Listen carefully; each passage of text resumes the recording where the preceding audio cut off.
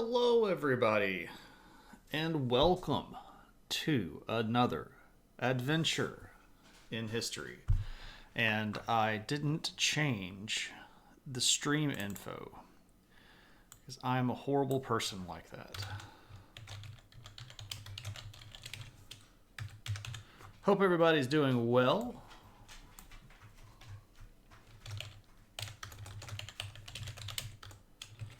Hope that you all are having a wonderful day. King Arthur arrived a lot, didn't he? I would assume so. According to the story, he was a sexually active individual, so I would guess that involved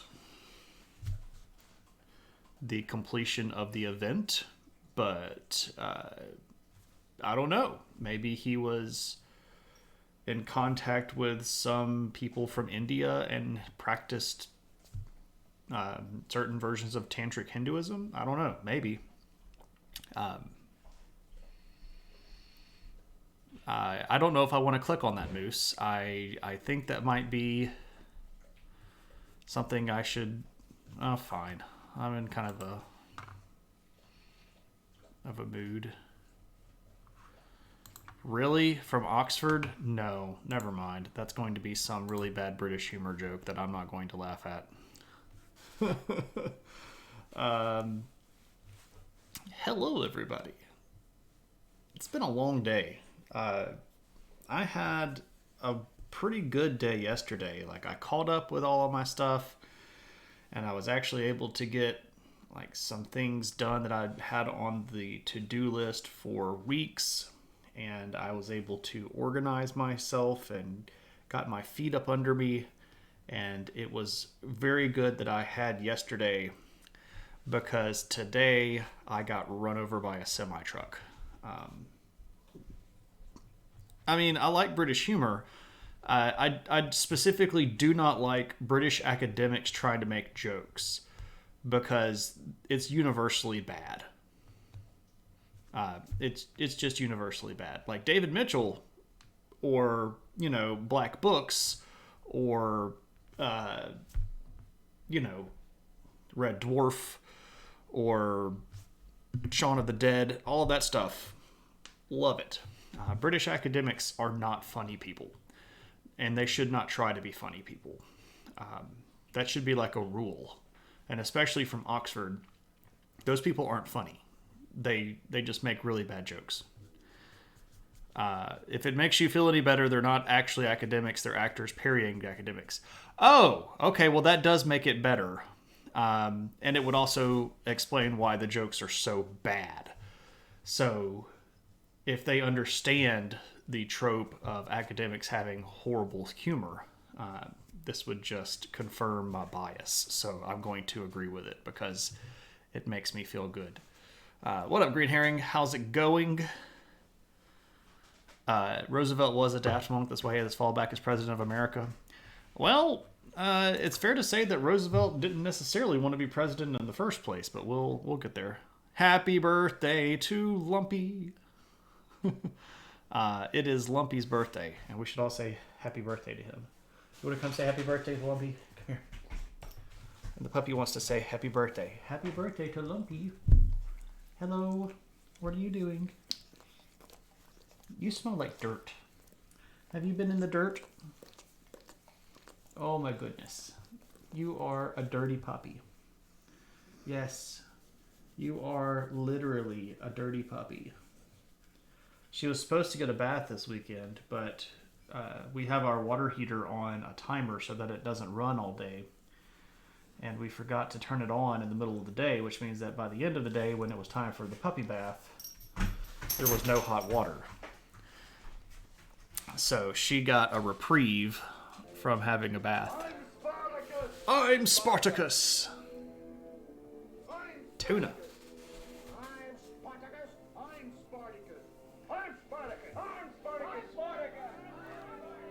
Thank you, my friend. Tuna, you're a good dude. No matter what Cave says about you.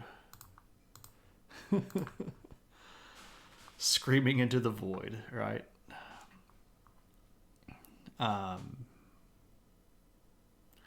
Digging ditches and isthmuses. See, I don't know what's going on here with the... Are you all hearing it again? Because something is like weird with Streamlabs, because I'll get the alert and it will come with the video and the audio, and then some seconds later I'll get the audio again. So I don't know what's going on with that. You hear it from my side, but not from here. Okay. Yeah, that's odd. I don't know why, nor could I speculate, other than it's just weird. I do not have my stream open in another tab. I don't have any tabs open at all. It's just coming from your speakers, but not the embedded sound. Okay. Well, yeah, see, I don't have any idea what... Maybe it's like going through OBS or something, and OBS is just having a meltdown moment. Do I have a... I have some schmutz on my shoulder. I didn't see that until I got on the stream here. Yeah, okay, well, whatever. What up, Tropical? Good to see you. You walked in too late. It's just coming. When it is not Xmas in December.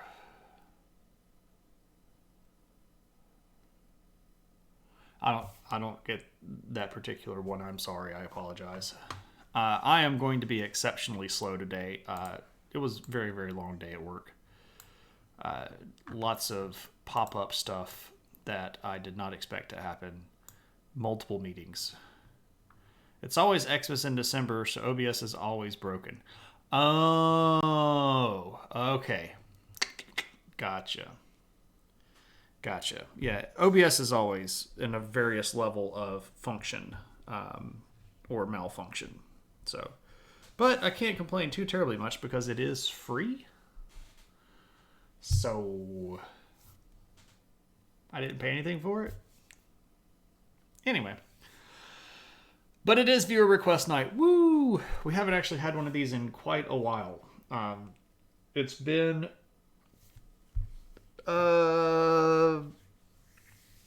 since the end of July. Or the middle of July, since we've had a proper viewer request episode, I think.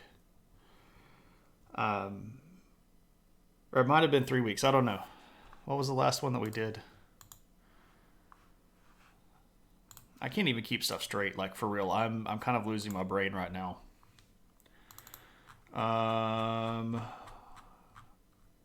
Oh, we did Nelson Mandela. That was back in September. Yeah, so it's not been as long as I thought. Okay. Yeah, not as long as I thought. But yeah.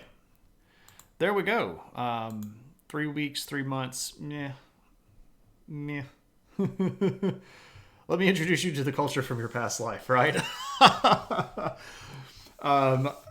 If there is a version of reincarnation where you get like progressively paler skin, I think I might be on the way to hitting Nirvana next time around.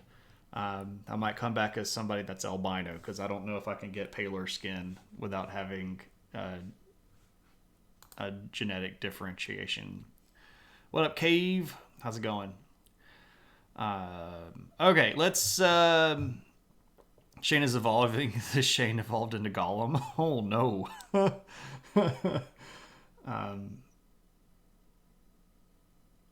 It would be kind of nice if I could have a cave where I could go to be left alone for several years.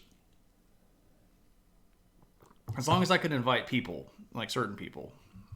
I can't think of a paler version of you. Yeah, no, that's like I do enjoy sushi.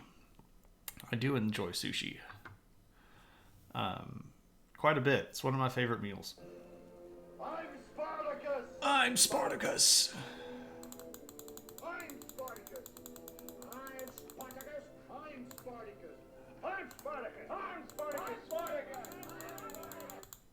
Nixolotl, thank you so much for once again becoming Spartacus. I'm Spartacus! I'm Spartacus! How about that? I'll just fix that.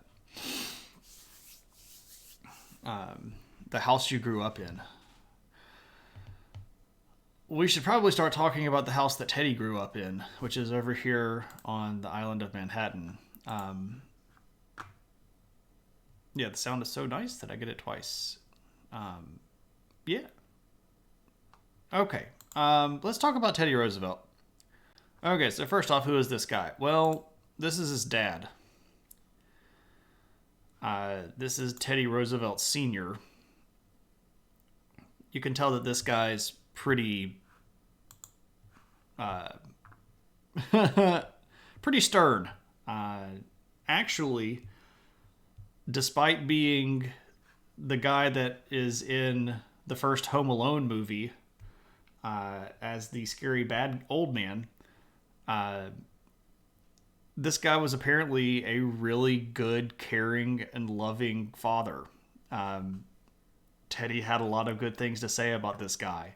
He was from a very wealthy family, and he was what you would call the proper turn of the century philanthropic socialite. He gave a whole bunch of money to charitable organizations.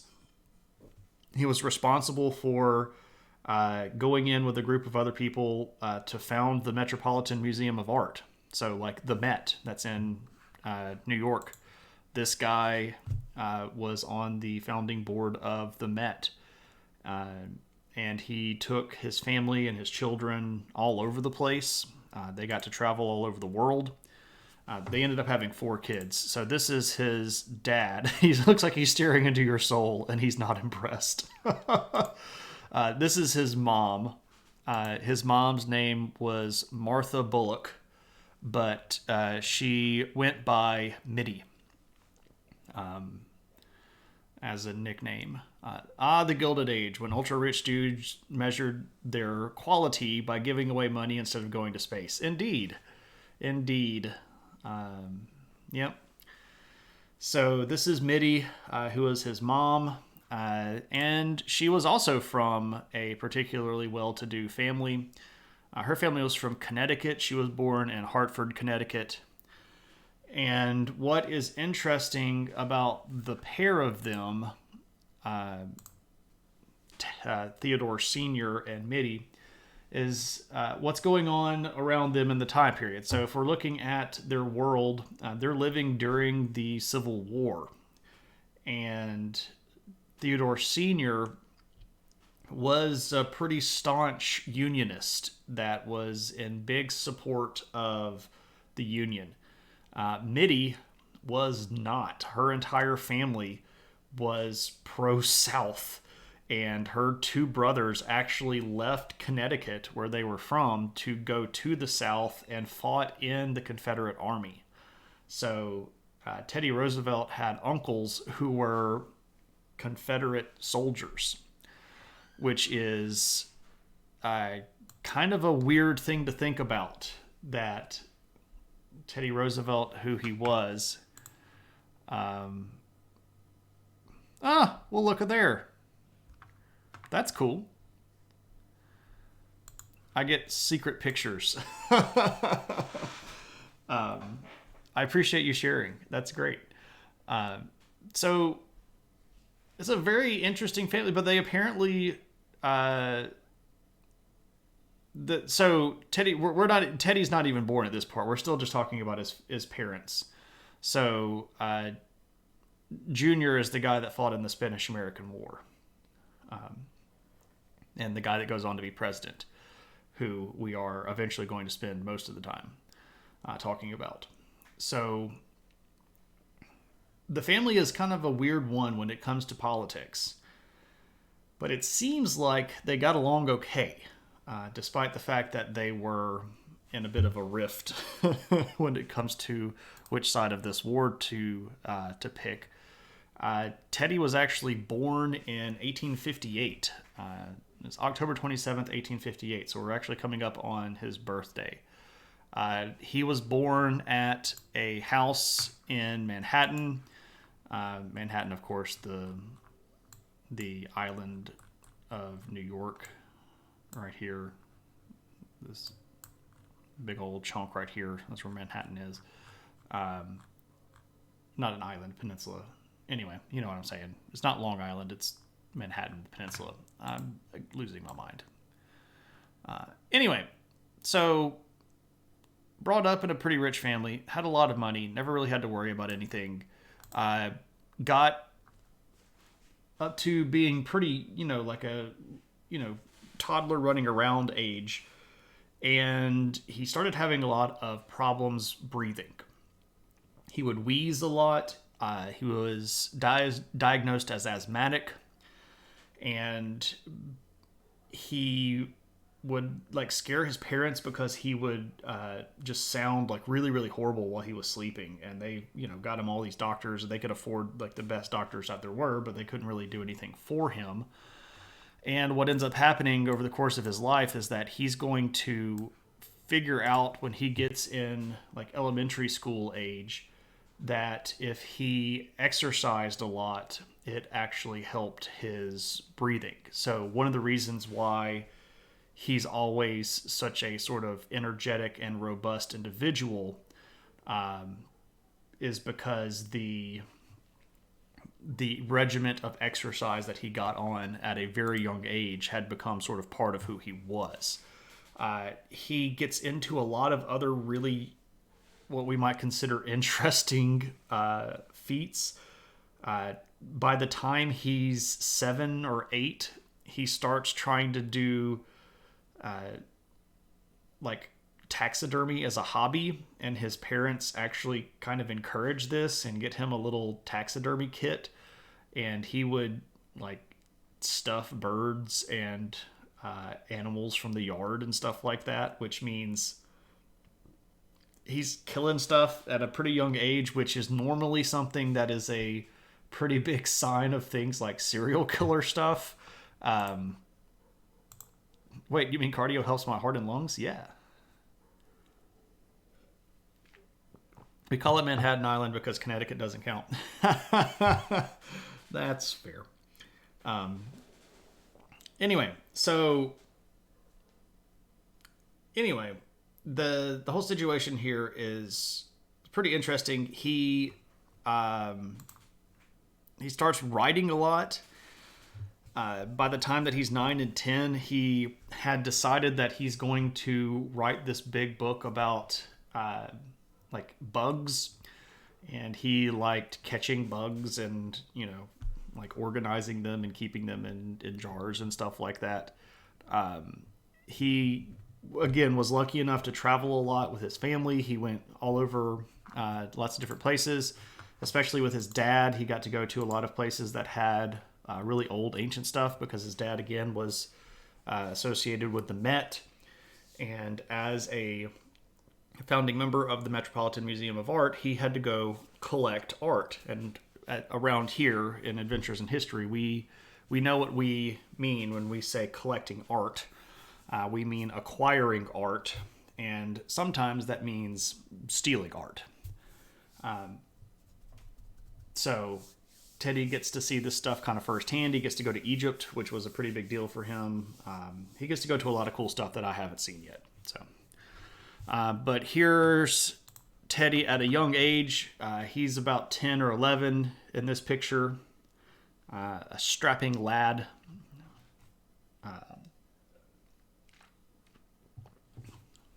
I've never understood the big collary floopy things like that, but it was all the rage apparently back in 1870s. So there he is. Now, he was homeschooled because that was really the only way to do it if you were a rich family back in the day, because there was no such thing as public education. And he did okay with school. He was not particularly interested in all of the classes, all of the different subjects. He got in trouble quite a bit for some stuff, but he got okay. liberating art from less stable cultures that may or may not have been destabilized in order to acquire said art. I'm not saying that governments caused wars to acquire stuff, but I will say that it's rather ironic that in certain battles where countries like France or England or Germany or America were involved, they had archaeologists and art collector people with the military units helping them plan stuff. Because clearly they're tactical geniuses as well as archaeologists. Right. To be fair to Teddy Sr., they really didn't any other way that day. Yeah, they did. By that point, archaeology was already founded and people were already saying you shouldn't steal stuff. That happened in the late 1800s. So people knew better. And even the people at the time before archaeology was established knew better.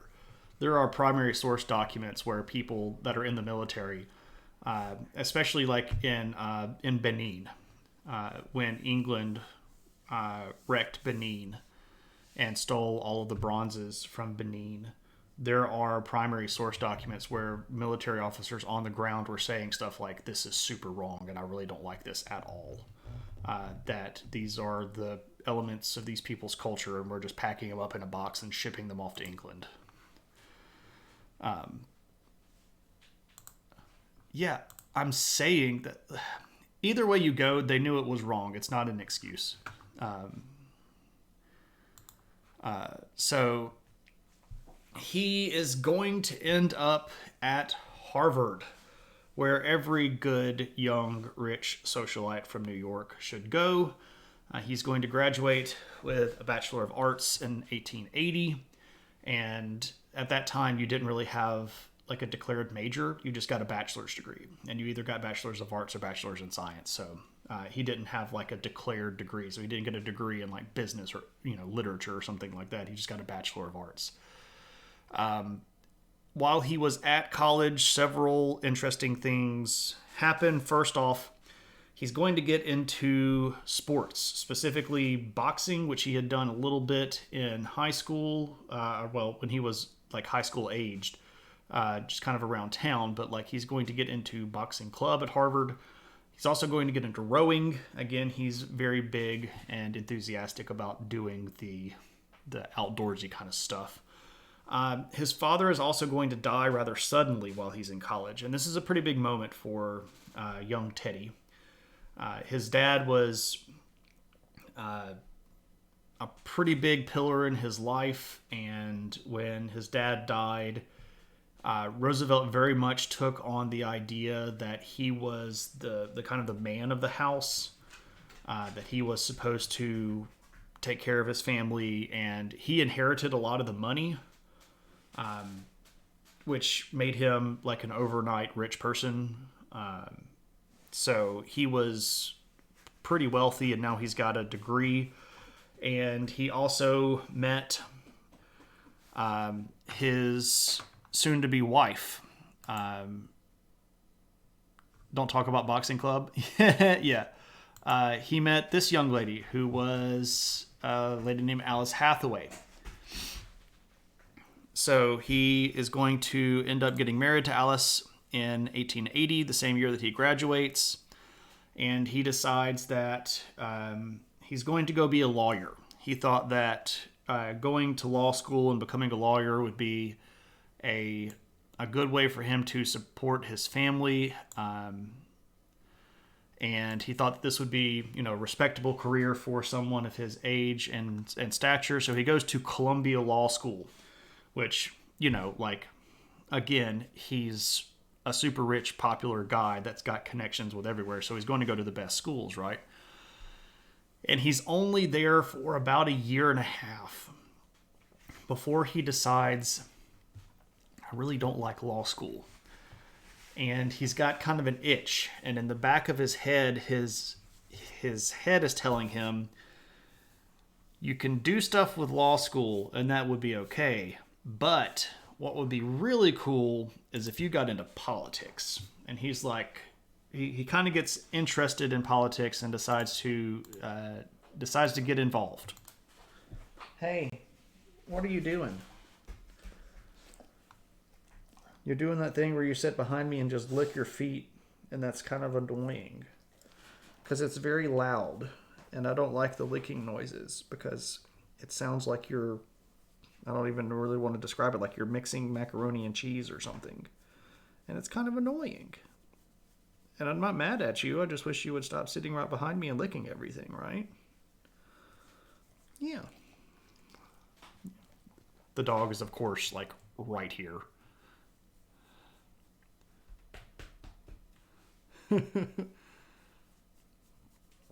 Oh, the dog. The puppy. Oh, the puppy. Hello, puppy. You big rotten dog. She got traumatized today because my wife decided that she needed to go out and get some groceries, and the dog just is so codependent. Like, she cannot handle being in the house without my wife present. It's a traumatic experience. So you're saying the murderous child was now hearing voices, right? You know what would make me happy? Being a war hero. Pretty much. Looking for love in all the wrong places. Looking for love in all the wrong places. Yep, I know that song. We're not at war and show no signs of being at war. So the puppy is being very clingy, and she's walking back and forth between me and my wife so that she can look at both of us. She wants to remind herself that we're both here. She's just a mess. So he's going to drop out of Columbia Law, and he's going to run for New York State office. So he's going to run as a representative of the state of New York and get into the New York State government. And despite the fact that he's very young and completely inexperienced, he's going to get elected because of his connections, his name. He's got a lot of people that know who he is. And he's a pretty vociferous campaigner. He's out there calling the shots on the stump. And this guy is already going to be a firebrand. So he gets elected in 1882 to his first position. And he's going to be in that for 2 years, from 1882 to 1884. And in the process of getting up to the New York State House, which of course is in Albany, he's going to start meeting all of the big players in the New York Republican Party. Now, it should be noted that at this time, New York was the most populous state in the country. It had the most representatives. California at this time had a third, or less than that, had maybe a fourth of the population of New York. New York had 39 votes at this time. California had 10. So yeah, California had a fourth of the population of New York. New York was very much the biggest and most populous state. So their Republican Party was like the powerhouse Republican Party. And there were a lot of people in that particular state government that had a lot of pull on the national level. And if you wanted to carry a national nomination at the Republican National Convention, you had to have the New York Republicans on your side, right? You basically had to get their blessing before you were going to get in, or you sort of had to assemble everybody else, right? So it was either get them and a couple of other people, or get everybody else on your side to get the nomination. And this is going to put him in the right circles, because he's going to start meeting people, he's going to start knowing people, and he's already in a lot of these circles just because his last name is, Roosevelt. But this is going to put him in the social network that he needs, that's actually going to sort of pull him along. This is something that I think might be a bit surprising as we go on through here. Now, in 1884, a lot of stuff happens. His first term ends. His term as a member of the House of Representatives in New York ends. His wife gets pregnant, and he is pretty excited about this. But on a really weird situation, his mom and his wife end up dying on the same day. So his wife gives birth to their daughter, their eldest daughter, or their only daughter, and dies in childbirth. And in the same day, his mom dies. And this is kind of like, this is like an oof moment. So his daughter's birthday is the anniversary of his mom and his wife dying. It's a traumatic experience for him, and it shocks him so much that he basically decides like, I don't know what I'm going to do, and so he tries like to throw himself into politics and goes to the Republican National Convention and starts trying to like make things happen, and he kind of gets humiliated because he at this point had a name, but he didn't really have any clout. So when he gets to the Republican National Convention, he starts trying to like organize people behind the candidate that he wanted to get the nomination, and he just gets smashed. So his political career is kind of like in shambles, and his family is a wreck or non-existent. And at this point, he kind of just gives up, and he moves out to North Dakota. He buys a ranch and just moves to North Dakota. And his family take custody of his child. And for a couple of years, he just lives out in North Dakota in a cabin kind of by himself. And he does a lot of like ranching stuff. He does a lot of like hunting kind of things. Well, I've been neglecting to show you pictures. So this is his portrait when he got into the New York Assembly.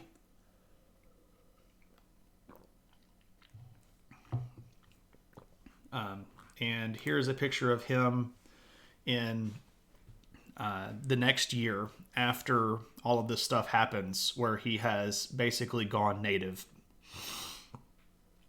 So he becomes Ron Swanson. Yeah, kind of, sort of.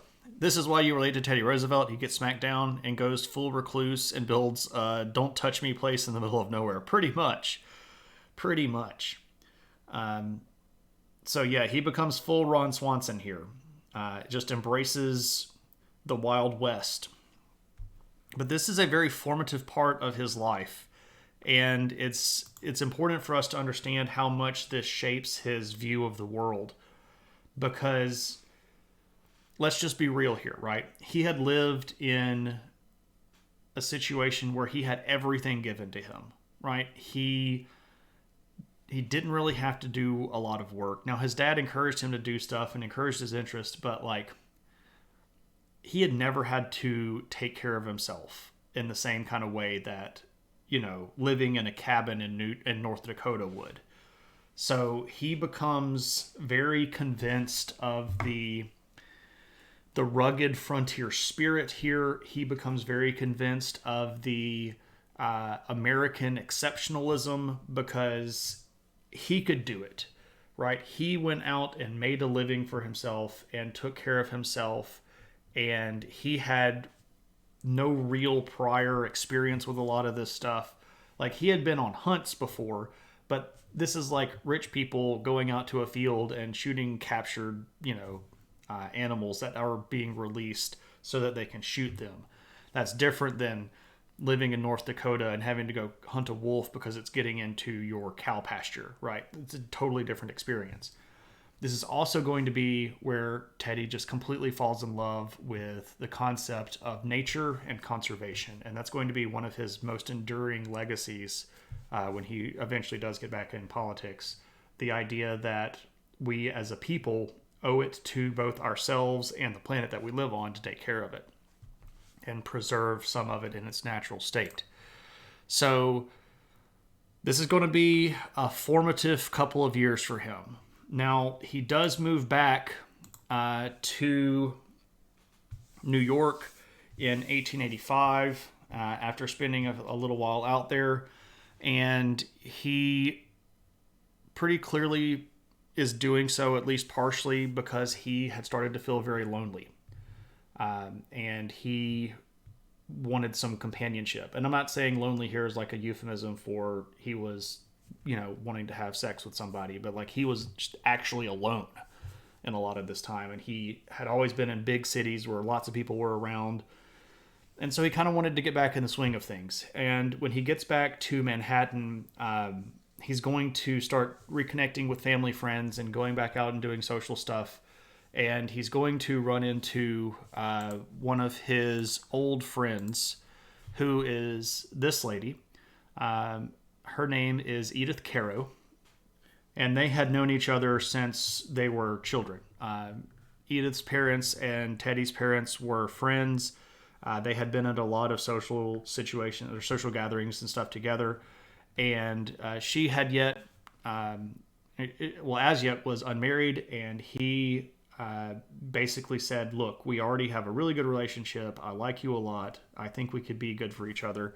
And so he proposes and he gets married to Edith. And they're going to be married basically for the rest of his life. So we're back in New York, and Teddy is kind of trying to figure out now where he stands in the greater scheme of things.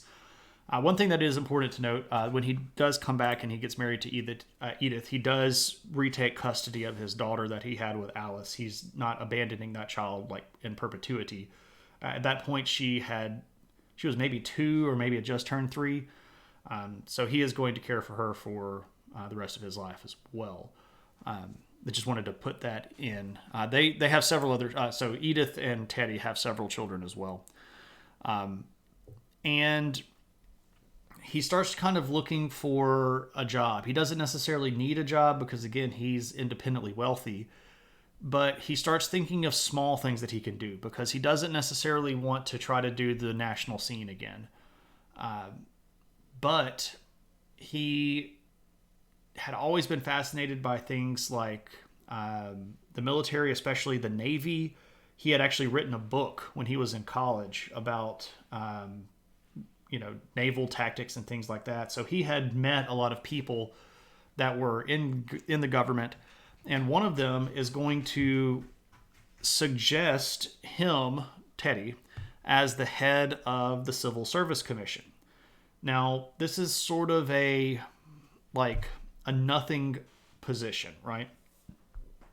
Nobody really gave very much care about the Civil Service Commission.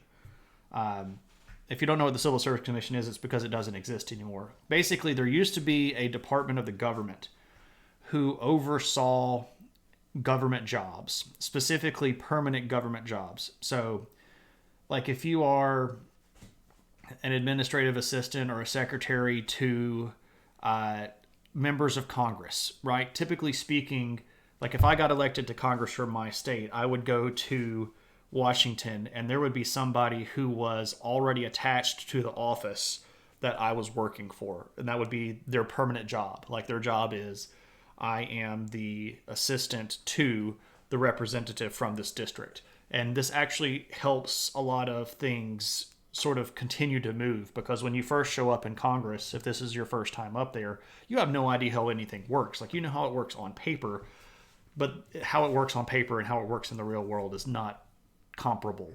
So these civil service positions were not particularly glorious, and the head of the Civil Service Commission was not particularly a glorious job.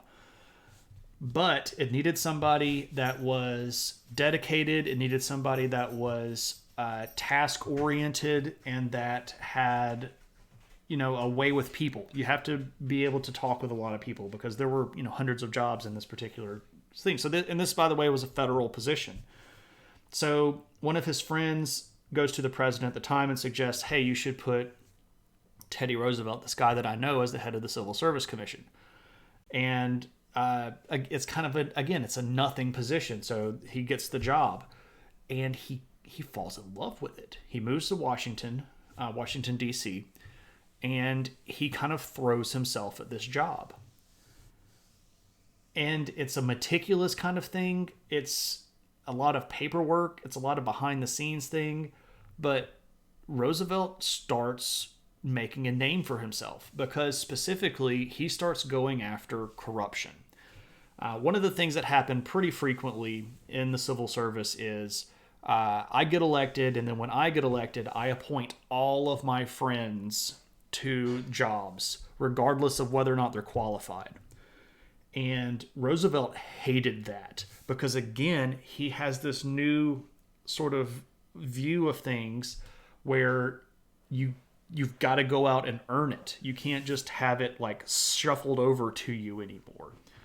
And he starts going after all of these cronies that had been appointed to positions in the civil service that they had no business with. And he would like run people out of these jobs, and he would he made a bunch of really big stinks because, again, nobody really cared about this except for him. And when he got the job, he's just kind of this person that's like, I'm going to go do it, and I'm going to go do the heck out of it. And he did. And he made a whole bunch of enemies, even in his own party, right?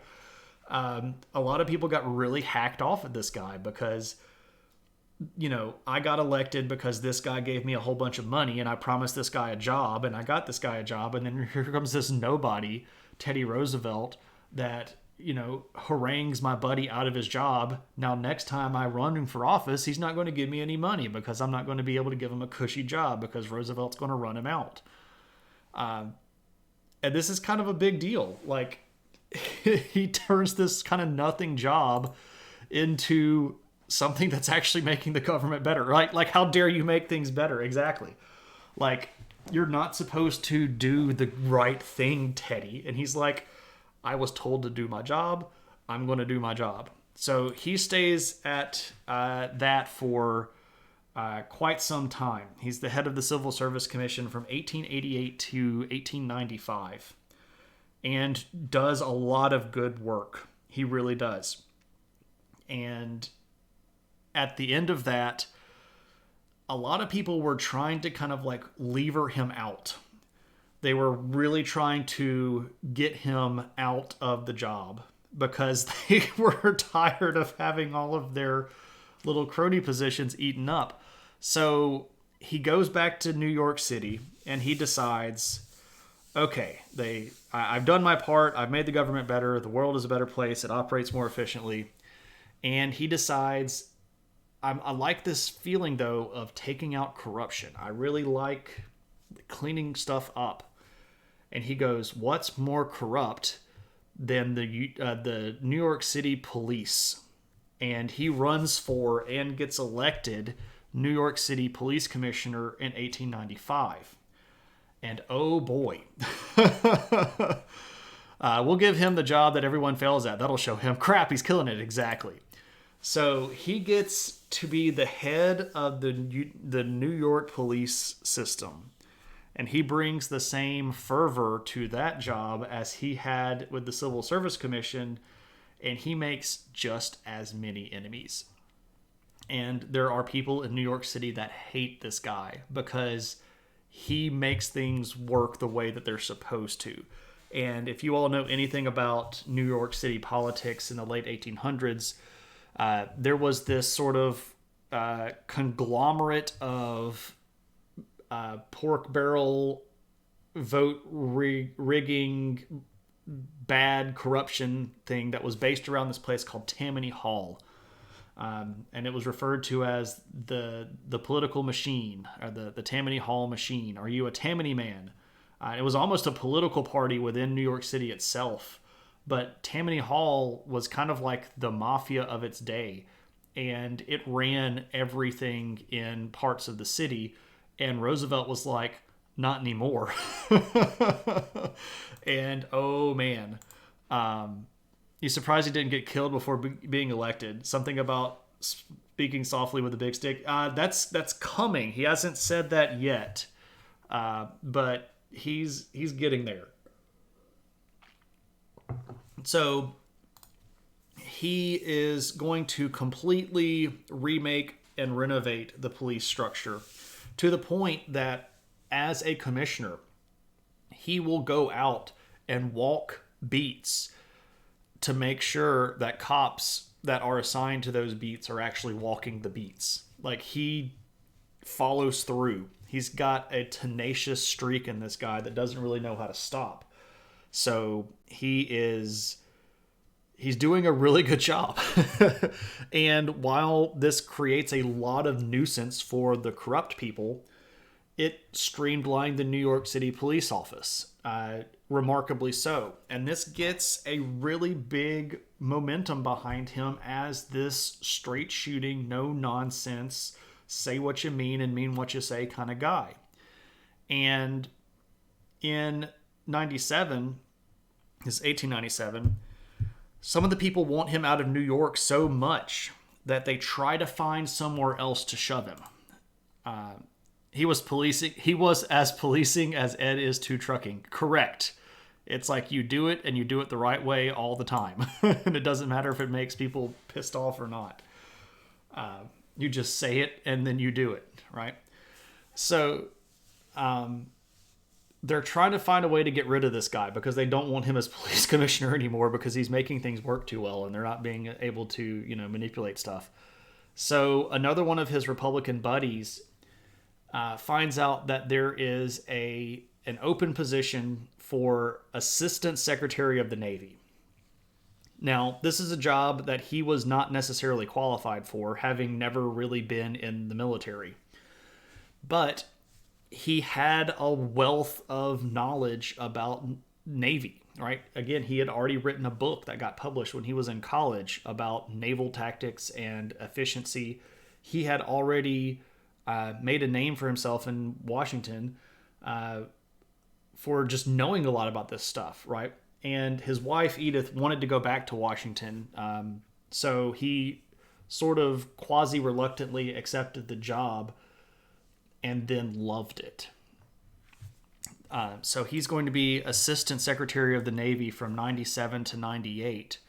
And in that year and a half or so span, he's going to have a lot of influence over what happens to the United States Navy. This is when he's going to really get behind the concept of American naval superiority.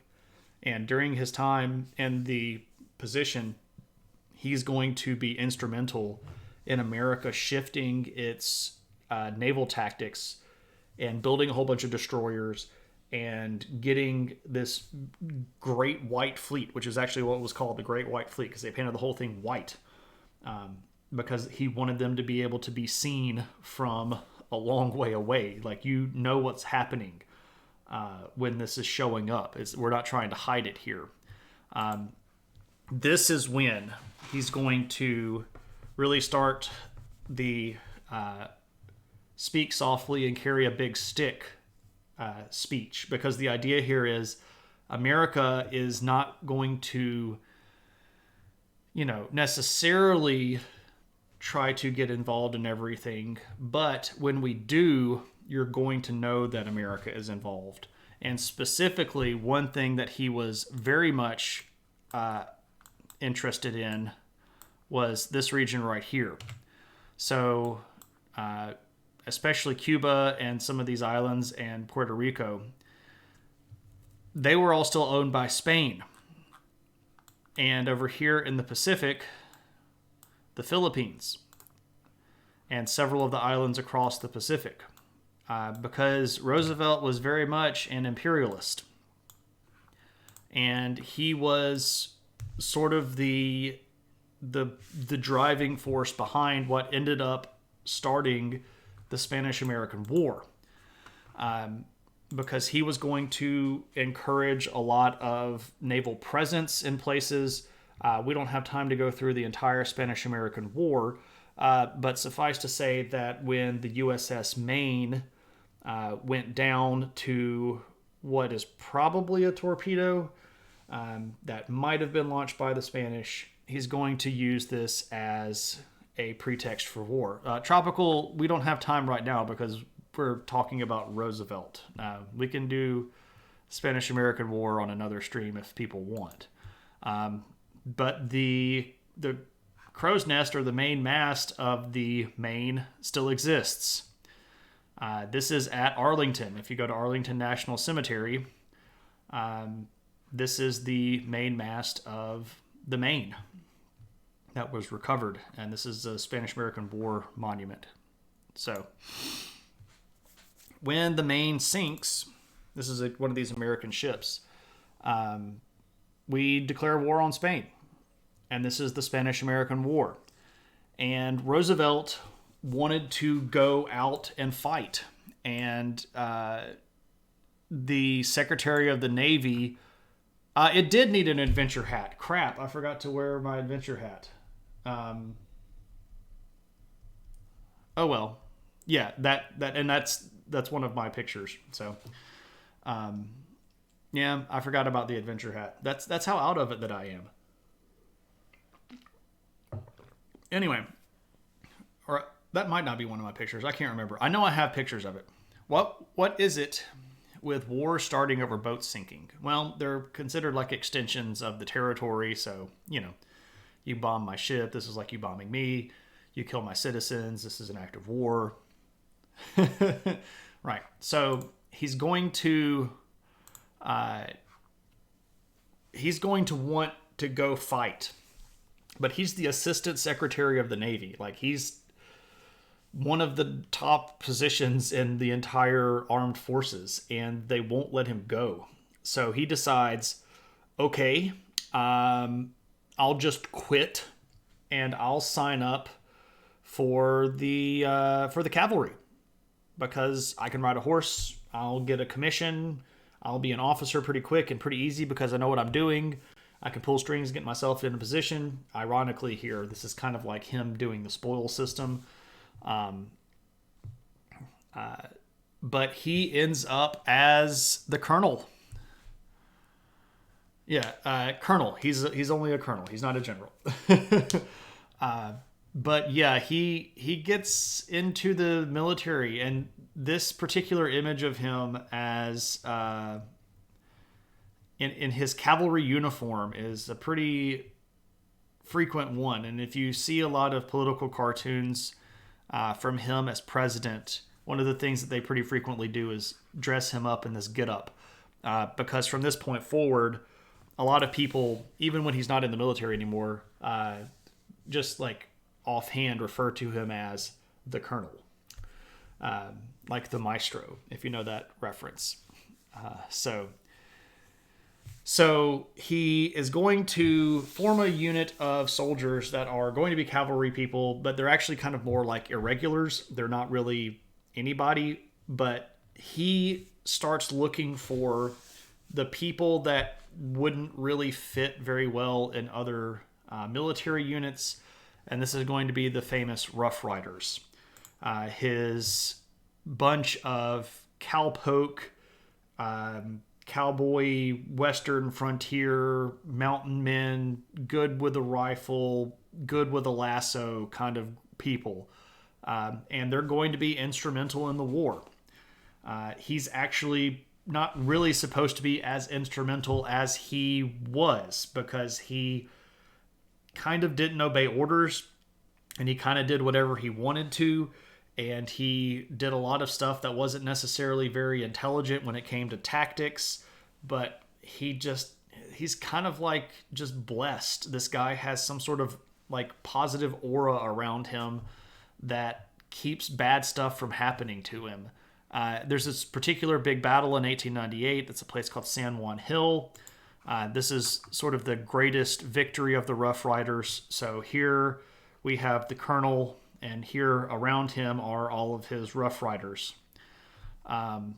But this guy is like these soldiers that he has with him are kind of like the cast-offs and the no goods, but they fight like devils, and they love Roosevelt. This guy literally is on the front lines with them, literally dodging bullets and fixing wounds and stuff like that, and getting bullet grazes and just fighting through all of this stuff.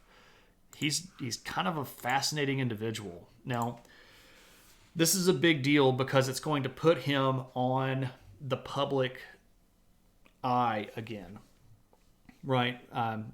The journalism at the time is going to love his story. and he gets he gets national recognition. So people all over the country are going to know who this guy is. And when he gets back, he's going to sort of have a change of heart. And he's going to think, maybe I actually should run for office again. Maybe it's time for me to get back into office. And he's going to run for governor of New York. Fun anecdote here: before he left, Roosevelt ordered a dozen extra set of glasses because he knew he couldn't get more in Cuba. Well, there you go. Always prepared was Roosevelt. So he's going to run for governor of New York, and he's going to win. In 1900, he takes over as governor of New York. And he starts to revolutionize the office. He is especially big on communication and transparency with the press, to the event that like nobody really understood how to handle him when he got into the governorship, because he would do press conferences multiple times a day where he would go tell everybody, here's everybody that I'm meeting with at the beginning of the day, and then he would come back at the end of the day and say, here's how all of these meetings went. And the press had no idea how to handle this because they're used to, politicians being shady and trying to sneak people in and trying to do all this stuff behind closed doors. And he was just like, I'm the governor. It should not be hard for people to find out what I'm doing because they elected me to do the job. So they should know how I'm doing the job, and they should know what I'm doing to help them get their lives better. And I completely applaud this particular move, by the way. His dedication to transparency is aces. What's really funny, though, is how much the people that were in the government hated this, because they were used to being able to like sneak over to the governor's office and rub shoulders every now and then and give them little finger guns and then walk away with a pork barrel bill that would get them $5,000-6,000 extra dollars on stuff. And he was out there telling them the stuff in public, so it was making them look really bad. He's, so in the morning he's like, I'm going to meet with this person and that person and so and Representative Jimmy. And that afternoon he's like, oh yes, Representative Jimmy asked me if I would okay an extra $5,000 for his home district so that he could build a highway off ramp or something like that. They didn't have highways at the time, but you get what I'm saying. And it would just make everybody look bad, and people hated him. Like, they hated him so badly. But he was doing a really good job at it. And he was, again, targeting corruption, especially a lot of state contracts that had been made with big businesses. He starts looking at these state contracts, and he's like, why did this business get this contract? And what he finds out, of course, is this guy's brother, or, the person who came up with the bill to give this contract gave it to a company that's run by his son or something like that, right? He's finding all of these instances of just massive amounts of corruption. And he's like, no, we're going to redo that. So you all need to go find more bids for this. Gets elected on the platform of fighting corruption, fights corruption. Yeah, corruption gives shock Pikachu face, right? Exactly. And he tells everybody that he's going to do this, right? He's like, I'm going to be transparent and I'm going to run this state the right way. And he gets a lot of love from the people, but the politicians hate his guts. So they start finding a way to get rid of him again. And this is going to be kind of a theme of his life, where they're trying to get rid of him. And in 1901, it's time to, or go have a presidential campaign. And the guy that's running for president is this guy. This is William McKinley. McKinley was an imperialist, had a lot of ideas that Roosevelt sort of liked, but they didn't necessarily see eye to eye on a lot of things. McKinley was much more of a old-style Gilded Age politician who did things with, the spoil system and the cronyism a little bit, and he wanted to be a little bit more proper, and Roosevelt was a little bit more rough around the edges. But this is actually something that they pitched to McKinley because he was kind of a proper guy, and the country was expanding westward, and they're like, you need somebody to kind of toughen up the ticket. And what they were really trying to do is to get McKinley to pick up Roosevelt so that Roosevelt would leave New York because they wanted him out of the governor spot. And so Roosevelt, like, again, sort of gets, like, shouldered into this position of vice president. But to his credit, once again, when he gets picked up as the vice presidential nominee, the dude goes out and campaigns like a madman. He does, in certain situations, more public appearances than McKinley does, but he's the vice president. And it's kind of crazy. Like, it's just the way that he did things. It was at 150% or none. So McKinley, of course, gets elected, and this makes Roosevelt the vice president. So he's back down here in Washington, D.C., and let me tell you, he hates vice president. What's up, Snowlock? Good to see you. He absolutely hates being vice president because it doesn't really have any power. And it's mostly a ceremonial position. It doesn't have a lot of, levers that it can move. You're sort of just the first alternate to the president. You're kind of just there in case something happens. He wanted to be in charge, right? He wanted to be able to affect things. And he found himself as vice president having to do that through ways that he didn't like. Specifically, when he wanted stuff done, he would have to go to these social events and schmooze with people. And man, he didn't like the schmoozing. I'm shocked. I thought he would love being a ceremonial figure without being able to change anything. If only there was an assassination. It's funny that you mentioned that, Tuna, because in 1901, not too long after McKinley gets elected, he does get assassinated. He goes to give a speech and he gets shot and then dies. So what does this do for our boy Roosevelt? Well, look at there at a presidential portrait. Roosevelt is president. I think it's just assassin, Foggage. Also, hey, Foggage, good to see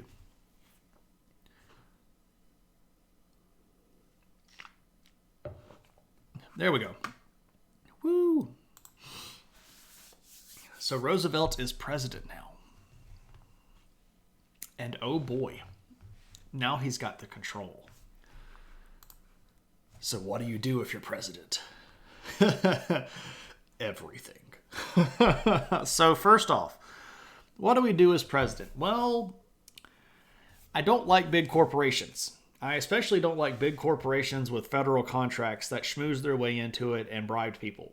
So we're going to bust up a whole bunch of these big corporations. So this is the Sherman Antitrust Act that gets passed around this time, where he runs around basically and tries to actively break up these big corporations that had formed as a way to establish monopolies on the market. And he does not like this at all, because this is the good old-fashioned run your opponent out of competition and then produce crappy stuff at the lowest possible value. He's a big supporter of competition in the market. We paint all the military stuff white. Guns, uniforms, horses, everything. How long before he asked for his face on Mount Rushmore? He didn't. That was kind of a more of a thing. He does have the big boy pants now. I feel like monopolies and their busting and revival are a stream in and of themselves. There could be some streams. Yeah, the establishment of the monopolies and how they got there, and then how they got busted, and the post stuff. You could do a stream of that. But Roosevelt is going to go after these guys, and he's going to be very direct and say, like, you have to allow market competition. And this is, by the way, at the time, seen as a very progressive stance. This was not what most of the Republicans of the time would have supported. His views were, and I'm saying this like to be literal, very radical for his particular party. And a lot of people actually got really upset when McKinley died, not because McKinley died, but because this made Roosevelt president. And they were hoping to kind of put him in this shoebox of the vice presidential position where he would not really have any ability to do anything. But now that he's sort of out of the box and has the big boy pants, as KP stated, and is in charge, now they're kind of like collectively clenching their butts because they know that he's going to go crazy on stuff, which he kind of does. So asking to get his face on an established monument is only a Trump thing. Yes. Another, when it's not Xmas in December, Republicans upset that things are useful, right? Let's make him in a position where he can't do any harm but looks good. Right. Crap, now he's in the real position. Exactly. Exactly. So this is a sort of a reckoning moment, because when he takes over, he's going to do what he wants to do. And what else does he decide to do? We're going to start dealing with government corruption. And in this particular area, I will have to state, he is almost certainly going to go beyond the bounds of the presidency with a lot of the stuff that he does. He has some really big confrontations with some of the unions, especially the coal union. There's a coal union strike that he literally threatens with the National Guard, which is clearly beyond the scope of what the National Guard was supposed to do. But the way that he angled this was coal was essential to the functioning of the nation, and that if the coal workers unions weren't going to go do what they needed to do, this was harming the nation, so he could use the National Guard to threaten them. That's kind of like, I believe you mean appropriately extended the exercise. Foggage. I don't like the idea of extending the exercise rights of the executive branch. I think that the branches should do what the Constitution says that they should do. This is not one of those things. But he's going to also step in to do a lot of stuff like interstate rail commerce, which I know sounds today like super boring junk, but let's remember that he's president now and it's 1901, 1902. Rail was the thing. There weren't interstate highways yet. There weren't even automobiles at this point. Rail was the thing. And he decides to wade into this interstate argument about how much individual companies can charge when they're moving stuff between states. He's going to argue with different companies about things like even gets down to arguing about the gauges of the rails, which the president really shouldn't have any sort of control over, because this is not really his thing. This is clearly a congressional thing, but he's going to very firmly insert himself into these arguments. And he's going to get to the point where he's sending letters and telegrams to people that are the heads of these companies, telling them, like, if you don't do what I'm telling you to do, I will make your day really bad, because I'll march my butt down to Congress and I will tell them to pass this law. And because they're afraid of me, they'll do it. And then I'm going to screw you the bad way if you don't do what I tell you to do. And this is, on the one hand, he's fixing things. On the other hand, he's doing it in ways that are illegal. And we can't get rid of the other hand. Even if the good thing is good, the ends and the means both have to be legitimate here. You can't just go run around and do whatever you want to, even if it's having a positive benefit. And Teddy just does whatever he wants to do. I also think that the government should do what they are supposed to do. When does that happen? Tuna? I'm not sure. I'm not certain. Maybe next term, after the midterms. That's when the government's going to get to work on the tough stuff. We've got to put them back in after the midterms, and then after the midterms, they'll get to fixing everything. That sounds right to me. Right. Okay. So, what about Wall Street? We're going to wade into the middle of Wall Street, and we're going to pass a whole bunch of legislation that controls the way that Wall Street can operate, especially insider trading. We're going to try to make that illegal. We're going to regulate how much banks can throw money at stuff. We're going to regulate practices like pump and dump schemes. We're going to do lots of regulations around this time. Not all of them stick, and not all of them are lasting in the sort of big scheme, but a lot of the stuff that he's even floating is terrifying Wall Street into acting better. Because even the threat of something sometimes can have a positive effect, where he can go, "You're going to stop doing this," and they're like, "Well, we're not really," and he's going to say, "Or we could pass this legislation that would make it illegal, and then I'll watch you like a hawk," and then they're going to be like, "Okay, fine, Teddy," and sort of straighten up. Huge regulations, huge regulations are going to get rid of Wall Street corruption. Those people, they're not Main Street America, right? Oh man, so much stuff that he does. How about food? Because why not get in the middle of that? Around this time, a super popular book gets published, and maybe if you had, advanced placement U.S. history, or if you've been an avid reader, you have read The Jungle by Upton Sinclair. The Jungle is a tough book to read. It's about meatpacking districts and people getting killed in the street and dying in puddles of their own filth. It's a pretty rough book. But when it came out, a lot of people were like, holy crap, that's really the way that the meat industry works? And Roosevelt was like, is that really the way that the meat industry works? And he finds out, yeah, it is. It actually is that way. You were just talking about The Jungle last month. You've heard that title in high school history, but you've never read it. Moose, it is a historically important novel because of the impact that it had on society. It really did, in this particular situation, have federal level governmental impact, because Roosevelt, was not necessarily like utterly ignorant of this practice, but he didn't understand how bad it actually was. Yeah, and then you end up with like all of the stuff like Foggage referenced here, these muckrakers, these people who are going to get into the media, and they're going to try to find corruption because they've recognized that there's sort of an air of exposing corruption, and they're going to go try to dig it up. This is like the golden age of investigative reporting, right? Like that book about the Silent Spring, Foggage. Yeah, that came out as an opponent to DDT.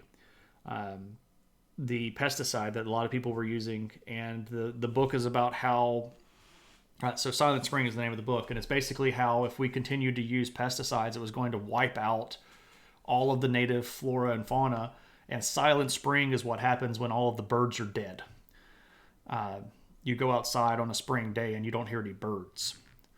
That had a big impact and ended up leading to the creation of Earth Day and fed into the momentum that created the Environmental Protection Agency, EPA.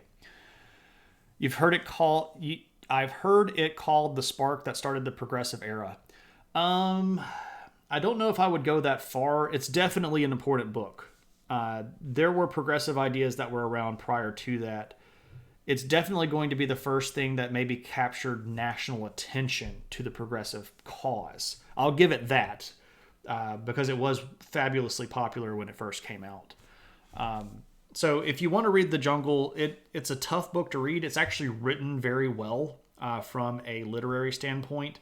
It's got a lot of really hard things. Nobody comes out like it's not a positive book. It's not something that you read to feel good. So be aware if you go into reading it. It's a fairly lengthy book. I think it's probably 300 plus pages. And don't get attached to characters because they all die.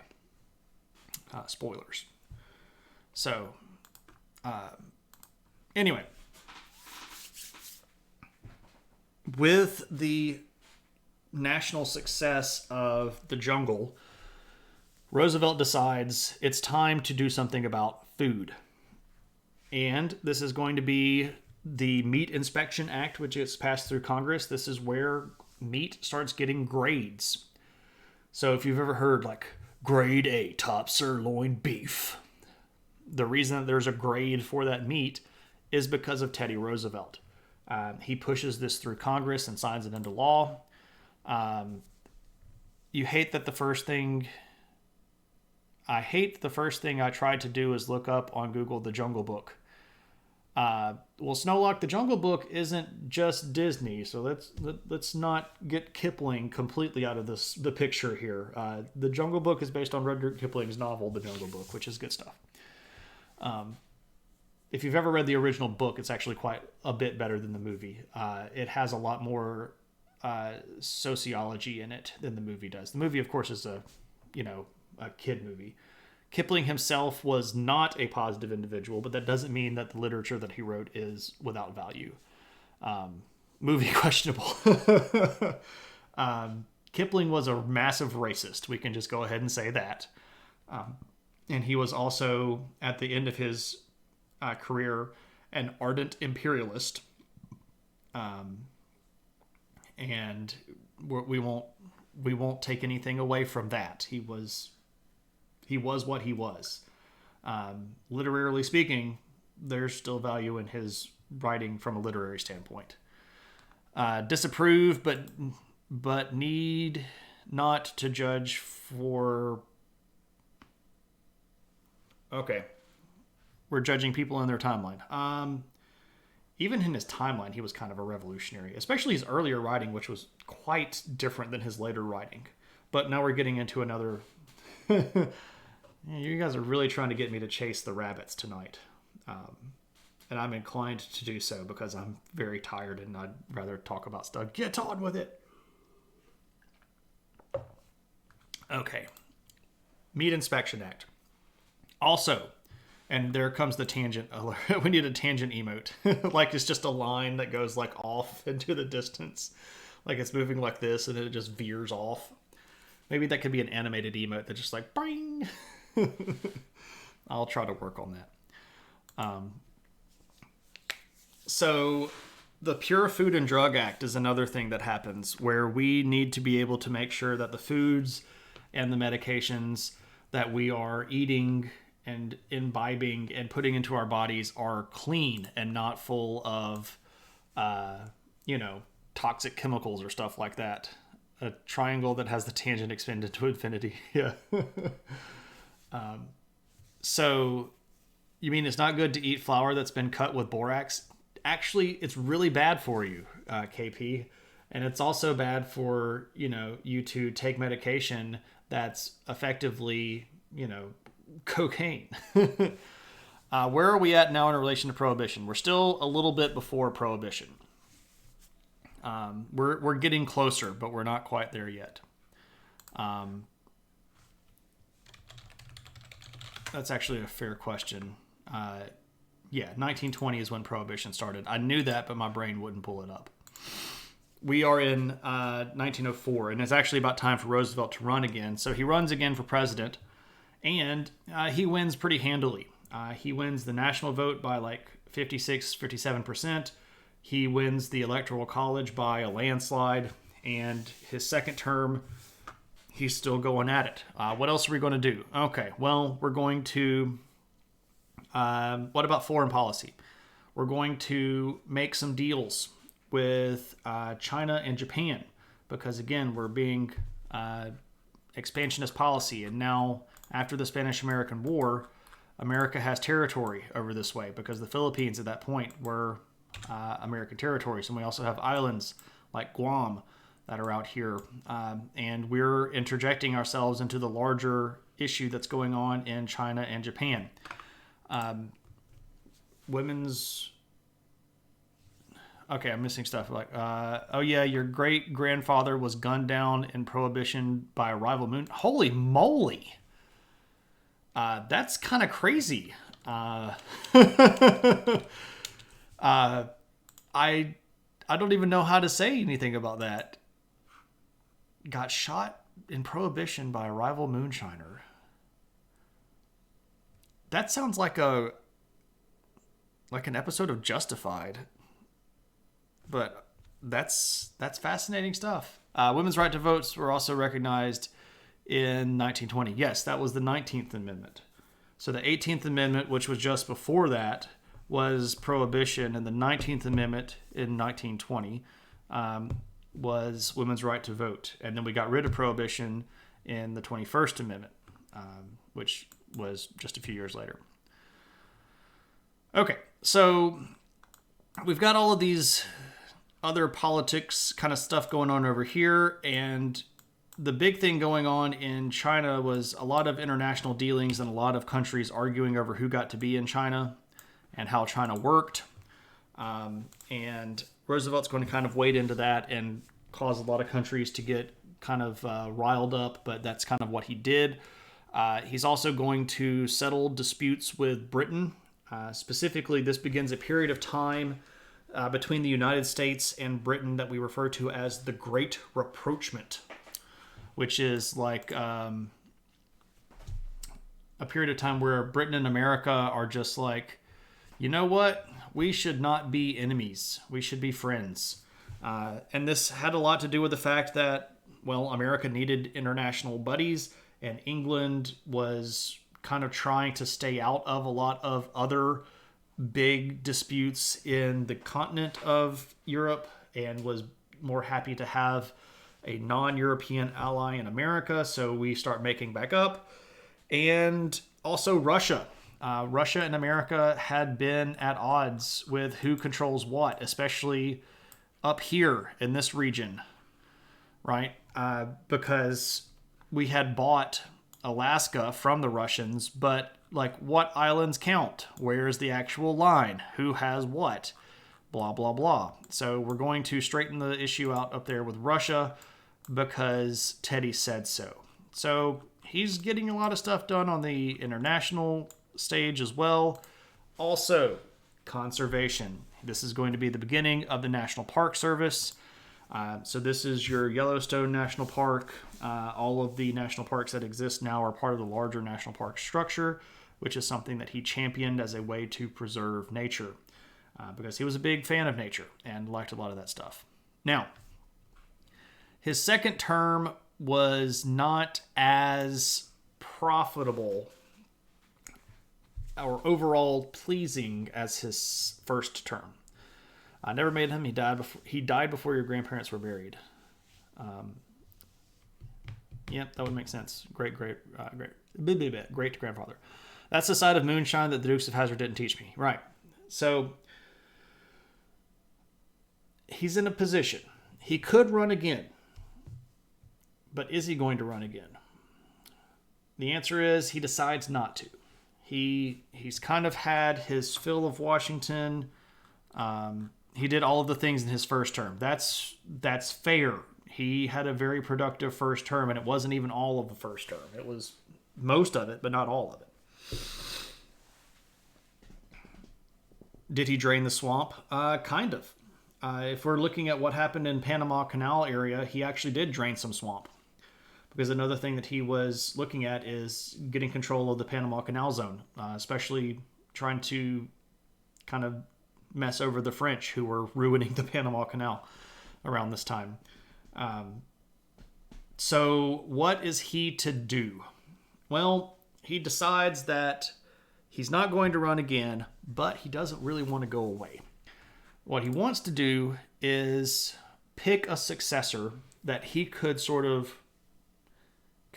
groom as his next in line, and somebody that could take the mantle from him, this progressive ideology. And he's going to pick this guy, William Taft.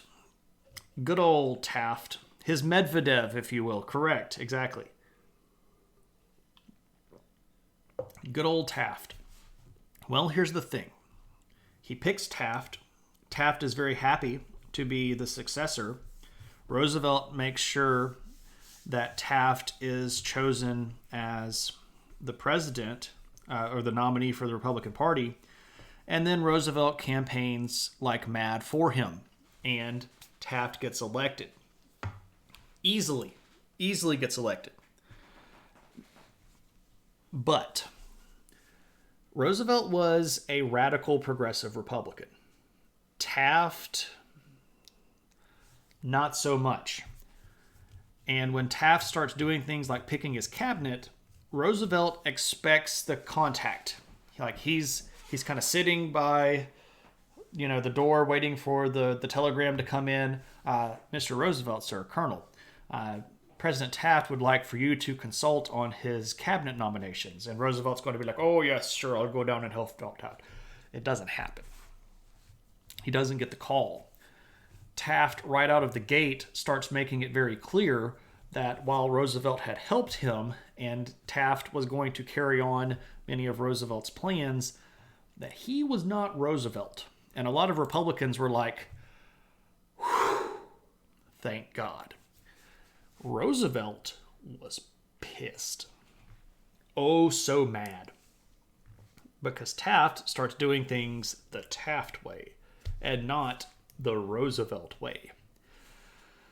So what is Teddy to do in this situation? Well, he gets mad and he goes to Africa. Specifically, he contacts the people at the Smithsonian and goes, I want to go to Africa and I want to get away from America because I'm kind of pissed off at the way that America's running and I don't like it very much. And this is in 1909, by the way. So the Smithsonian is like, oh, you want to go to Africa? What are you going to do over there? And he's like, kill things and bring them back. And they're like, hey, that actually sounds pretty great. We'll fund you. So he gets a whole bunch of money and he goes to Africa and kills a bunch of stuff.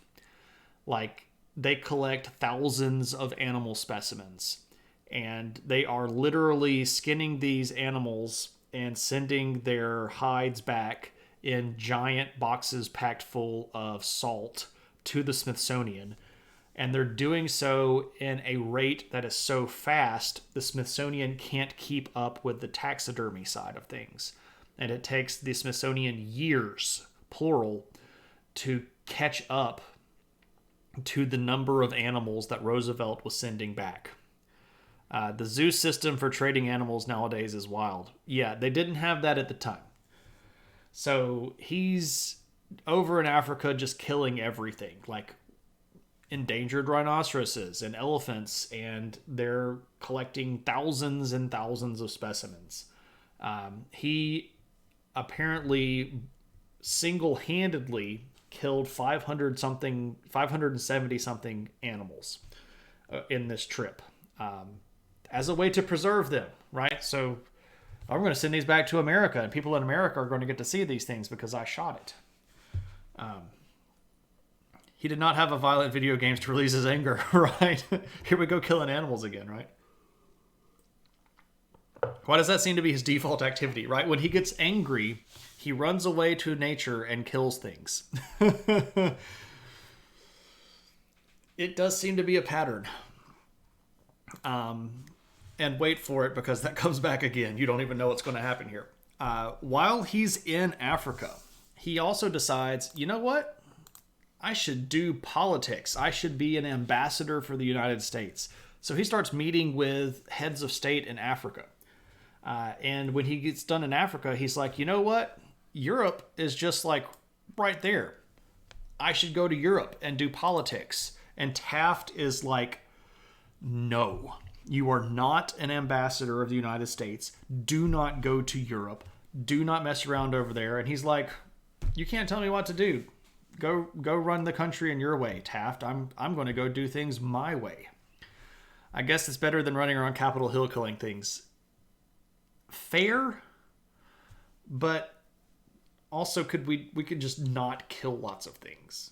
But anyway, so he gets over here in Europe, and one of the things that's fighting, or one of the things that people in Europe are fighting about is once again China, specifically with how to settle trade and international diplomacy in China. There's a thing that was going on around this time called the Boxer Rebellion. And he just decides to insert himself right in the middle of it. And he goes, you know what? What you all need is an unobjective, what you need is an objective third party that doesn't have anything to do with China. I don't have any political power for the United States, but I'm a good negotiator. So why don't we all just sit down and work out this problem? And as not president and as not official ambassador, he basically works out this entire situation between Chinese officials and French and German and British officials, and he wins the Nobel Peace Prize for this in 1910, as not president, as just Teddy showing up to be the guy, right? Yes, this is Boxer Rebellion time. And he brokers a solution to the whole thing just because he's bored. Like, you win the Nobel Peace Prize because you just happened to be there and you felt like helping. Right? Walks in, settles multi-year international conflict, doesn't elaborate, leaves. Pretty much. And this gets him, again, like, international recognition. Like, he showed up out of nowhere. And then when he goes back to America, he starts kind of trying to get back into the game. And he's like, you know what? Maybe I could run again. And maybe I could be the Republican nominee again. So he starts feeling out the Republican Party, and they're like, no, dude, you're too crazy. We're not electing you again. There's no way. We're totally not going to pick you again. We've got an incumbent. Taft is doing a good job. There's no way we're electing you. We're just not going to do it. And this broke his heart. He got really hacked off. He's like, dudes, my dudes, if I may, what up? And they're like, no, it's not going to happen. You're done, Teddy. So he goes, or am I? And he decides, I'm just going to go form a new political party. And he does. And this is called the Progressive Party. And when it comes to the presidential campaign of 1912, he runs as a third party candidate. And there's some pretty famous stuff that happens here. Specifically, at one point, he goes to a political rally where he's supposed to give a speech in public. And as he's walking up to the stage, somebody shoots him in the chest. Now, it just so happens that he had his eyeglass case and his speech, which was 50 pages of speech folded in half, in his breast pocket, and the bullet went through the speech and through his eyeglass case and just kind of lodged in his chest. And at that moment, everybody is like, holy crap, Roosevelt got shot. And he's like, hold on a second. And he gives himself a little bit of time. And because he's been, like on the battlefield, he's seen bullet wounds and stuff before. And he takes a few deep breaths and he doesn't cough up any blood. And he coughs into this handkerchief. And when he doesn't see blood in it, he's like, okay, it hasn't pierced my lung. It's just wedged in there. I'll be good. And then he gives a speech that's 84 minutes long while he's bleeding. Like, he's literally bleeding through his shirt into his jacket. And it's like dripping on the stage. And he's giving his political speech. 84 minutes worth of speech. And at the end of it, he kind of like is like holding up his arm and like showing the chest wound that he has. And then this is when he delivers kind of one of his more famous lines. And it's like, it's going to take more than that to put down this bull moose. And this is sort of how the political or the Progressive Party becomes sort of informally known as the Bull Moose Party, because dude was just hardcore. Now, after he got done with the speech, he did go to the doctor and they did like x-ray him and everything. And they actually decided that where the bullet was going to cause more damage to go in and get than it would to just leave it there. So they just left it there. So he lived with a bullet in his chest for the rest of his life. That's just such a great. That's like Teddy Roosevelt in a microcosm, right?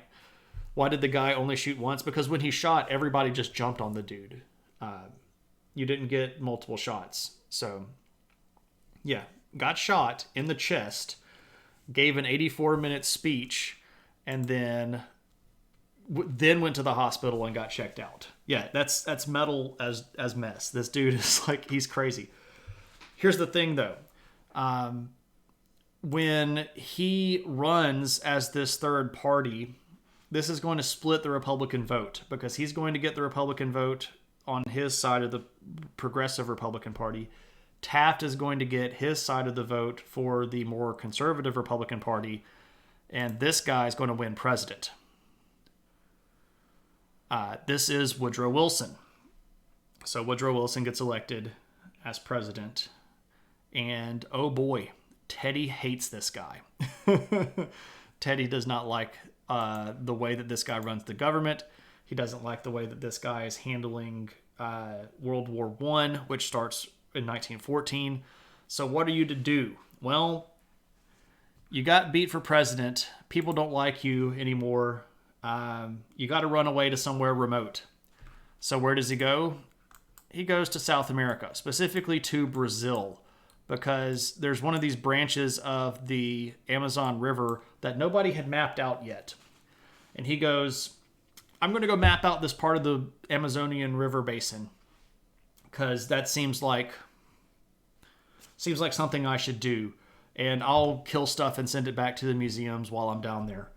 And people are like, okay, Teddy, do your thing. Does he kill 1 trillion trees? Yeah, pretty much.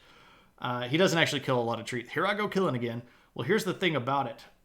While he's down there, he's, at this point, just kind of like ticked off at the world, and he's kind of decided that politics aren't really his thing. So he's doing his recluse zone thing, and he ends up getting sick.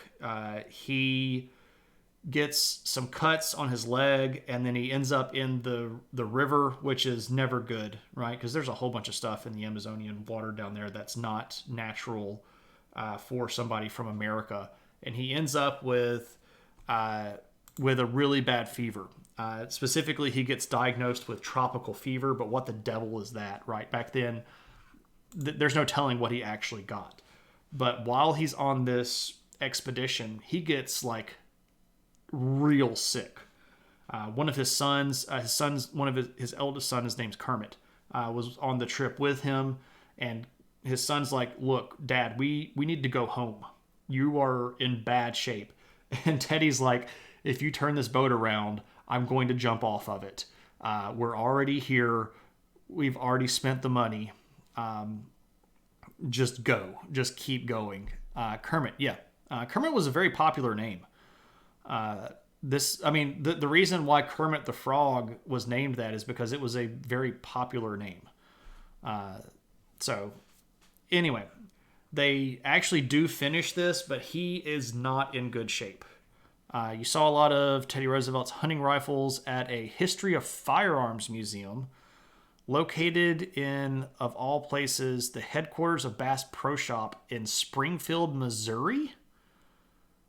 Holy crud. If you had asked me, hey Shane, where are Teddy Roosevelt's guns? I would go, probably in his household museum. I would never go, you know what? I bet that's in Bass Pro Shops in Springfield, Missouri. Like, of all of the places for his guns to be, Bass Pro Shop in Springfield, Missouri. To be fair, the museum was run by the NRA. Of course it was. Of course it was. And the next thing that you'll tell me is that there was a military recruiting facility right next door, and right next door to that, there was a Republican National Convention donation facility. That's crazy.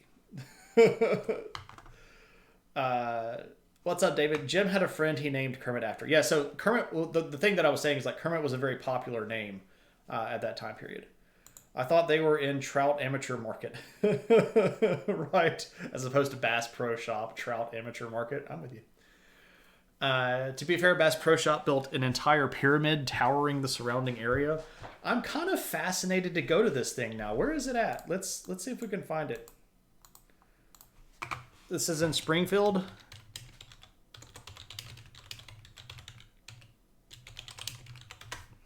Let's see what Google Earth has for us. I'm not sure about that, but there was a zoo and an aquarium in the Bass Pro Shop. Okay, so is this all it? Like, is this whole thing Bass Pro Shop?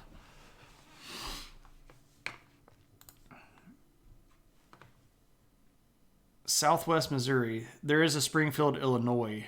Yeah, I put Springfield, Missouri. I'm pretty sure we're in Missouri. I think that's where it zoomed. Yeah, that's Missouri. Okay, so where's the pyramid? I was hoping I could see the pyramid here. That doesn't look like a pyramid. That's a big friggin' building, though.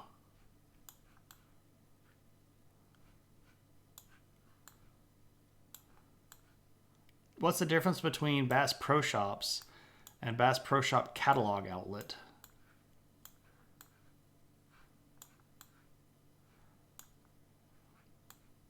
Let's do a street view. Oh, you can drive around their parking lot. Holy moly. Wonders of Wildlife National Museum and Aquarium. Holy crap.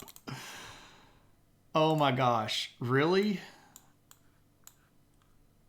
This might be like I don't know the next time I'm going to be in Missouri, but this is kind of like a Tracker Boat Center, World of Wildlife Aquarium.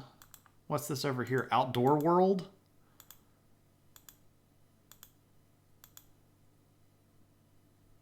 Okay, so that's Outdoor World. Let me catch up with the stream chat here. Give me a sec. The Bass Pro Pyramid is in Memphis. Okay. So Bass Pro Pyramid is in Memphis. Oh my gosh, I can't believe this is fascinating and such a bad tangent.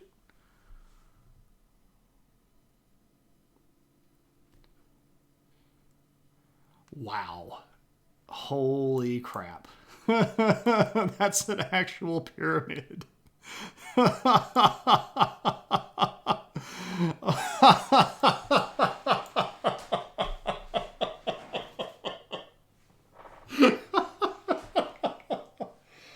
Oh my gosh. Oh my.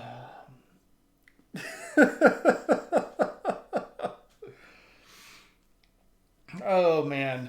That is too rich. That is too much. Oh my goodness.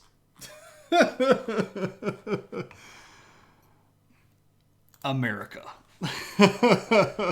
Adventure in Bass Pro Shop. No, I didn't think you were making it up, but holy moly, Tuna. I don't have Discord set up to where I can do all of that audio stuff. I'm not as progressed as Cave. You've never been in a Bass Pro Shop. I feel like there's a whole part of the world that you have no knowledge of. Green Herring, I'm with you. I am now mildly fascinated by this to the point where if I go to Memphis again, I might go there just to giggle at it. It's the second largest pyramid in the world too. I didn't think you were lying, but like, holy crap. What part of the world is this from? Pretentious or ostentatious? I don't know, man. I knew about this because there were many memes about this actually being the giant pyramid angel from Evangelion. All right, we need to kill Teddy Roosevelt real quick. Okay, so Roosevelt gets back from South America, and so he's been sick for a while. He does briefly contemplate running against Wilson for a second term. He decides not to. And he gets back home and is just not really ever in good health again. He tries to keep the Progressive Party active, and he's not particularly very successful, and he ends up dying from health complications at the unfortunately young age of 60. That's for somebody that had as much vivacity as he did. That is a really young time for him to have died. Yeah, that's a big tangent.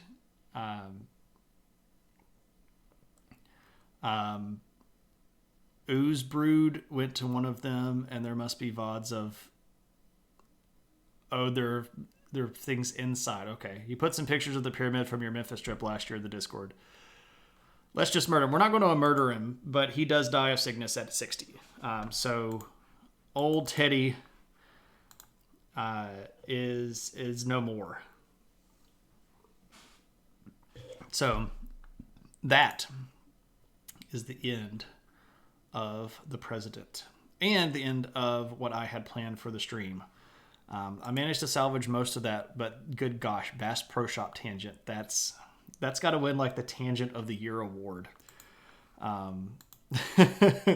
Work sent you to Fort Leonard Wood for a few years, so you flew into Springfield, and in Springfield you had a few hours before your flight, and you killed it at the Bass Pro Shop. That's fair. That's fair. I did not know that existed. History of Firearms Museum does sound pretty fascinating, if I do say so myself.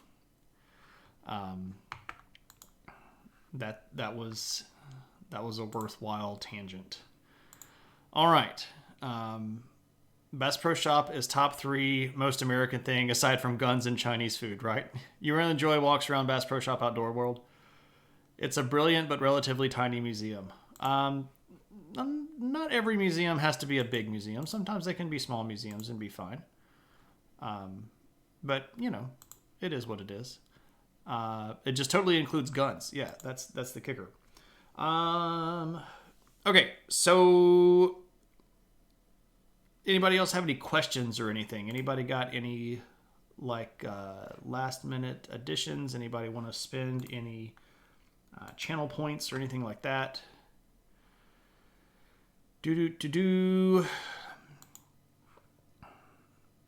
Because I am tired, and it is time to what's in the news.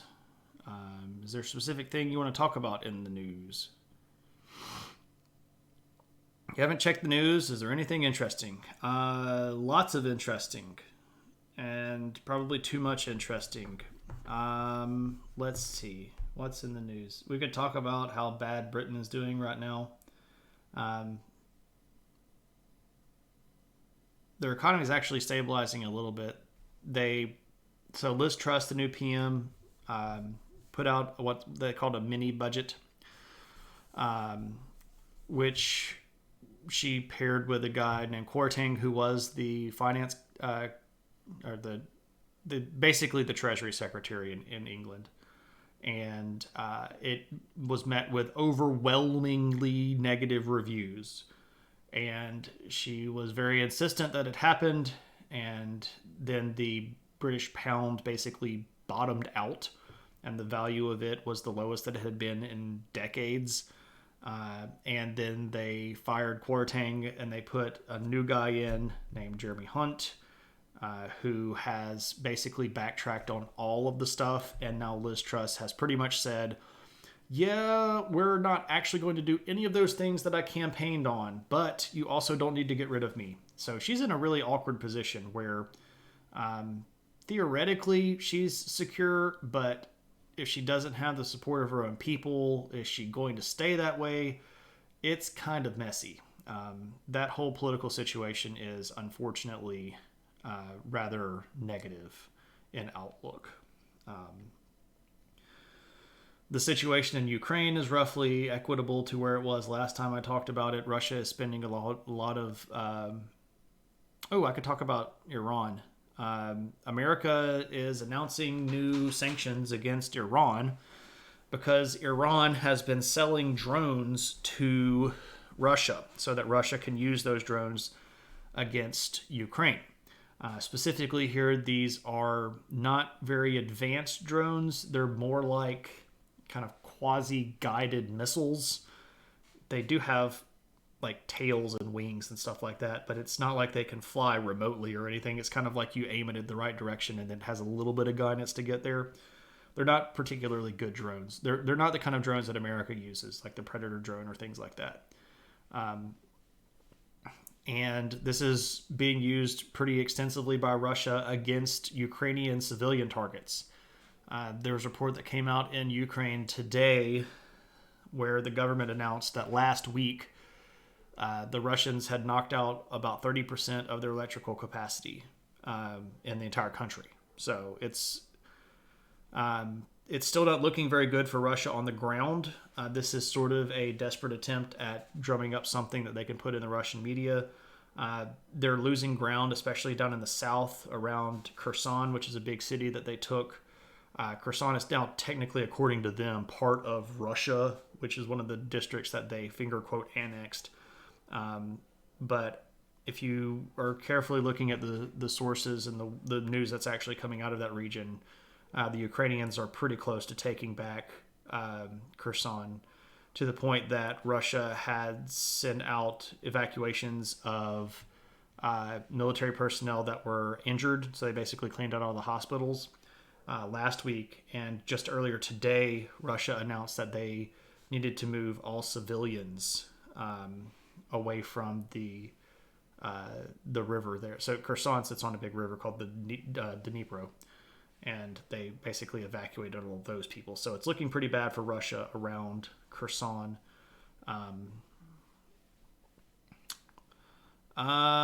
Xi Jinping got elected to a third term, which was pretty much unheard of in China, and made a whole bunch of noise about Taiwan. But that's just him posturing.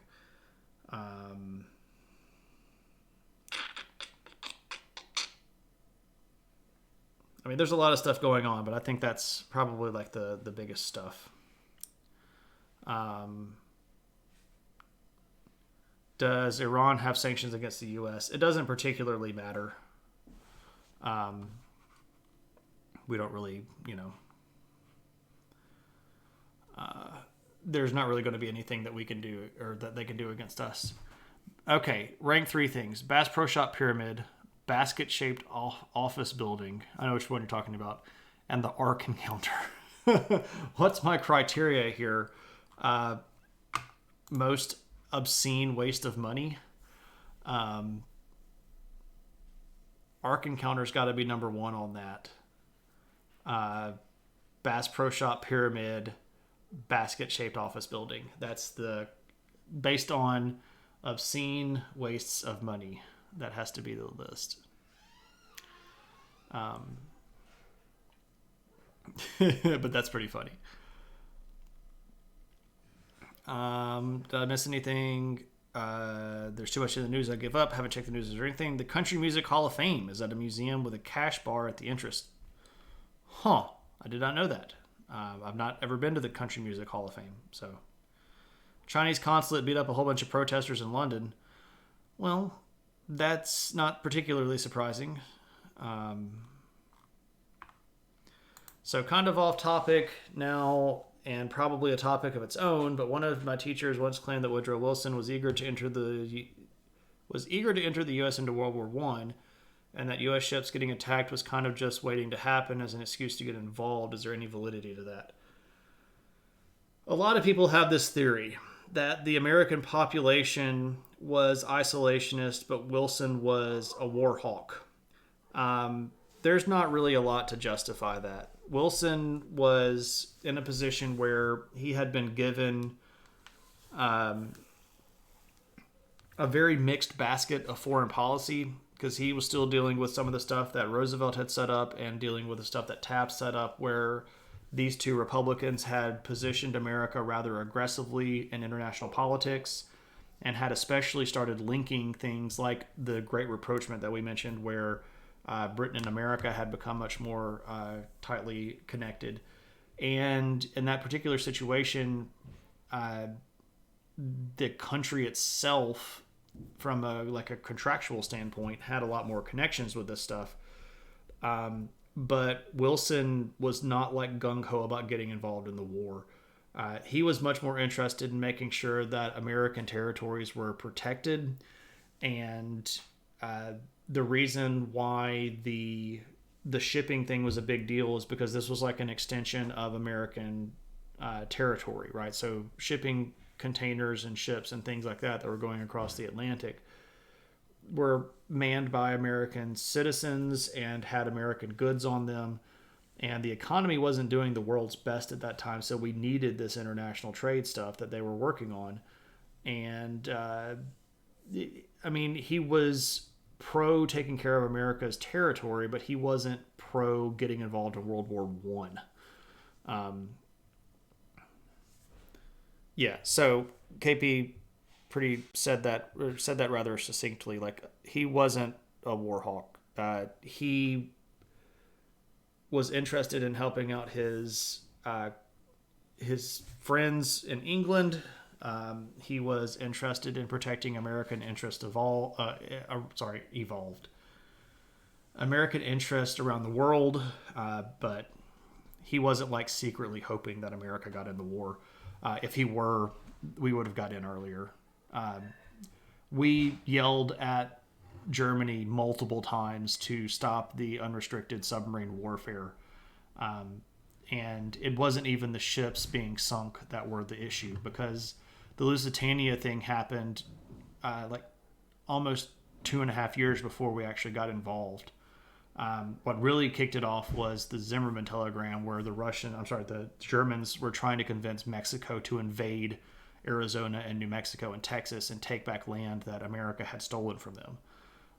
That's what really set the whole thing off, because at that point it was clear that the Germans weren't going to play according to sort of good national rules, and that was more of a linchpin than it was than the shipping stuff was. So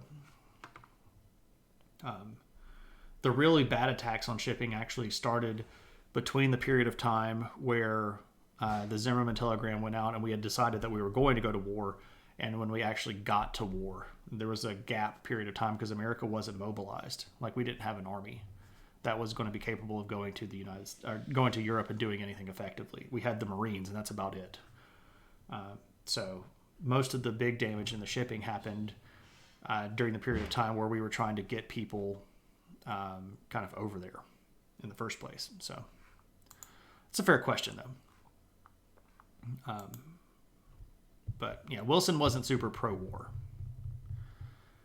The teacher who said this liked being a hype beast, so you're not surprised that this is a common rumor. Yeah, it's one of those things where if you watch a YouTube video, it's a common thing that gets passed around because it's just easier to say, and it eliminates all of the nuance. Because, I mean, to be clear, he was threatening stuff like, if you continue to threaten America, we will go to war against you.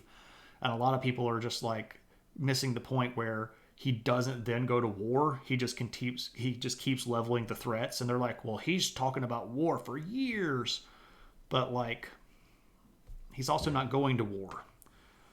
He didn't go ask Congress for a declaration of war in 1914 or 1915 or 1916, right? So you got to look at it in the big scope of things, which a lot of people don't like doing because that involves you having to get involved with stuff and understanding the ins and the outs of it, right? And a lot of people just want to boil stuff down to like the most easy thing that they can do and then run with that because it's just easier to do. All right, it's 9:00 and I'm tired, so let's go raid. And are you saying people don't read? Oh, Noger. It's funny that you think people do read. It's 10 p.m. real world time. It's 9 p.m. here. Yeah, we spent the dough boy. The reason they're called doughboys is because they were fluffy and not cured or baked or ready to go.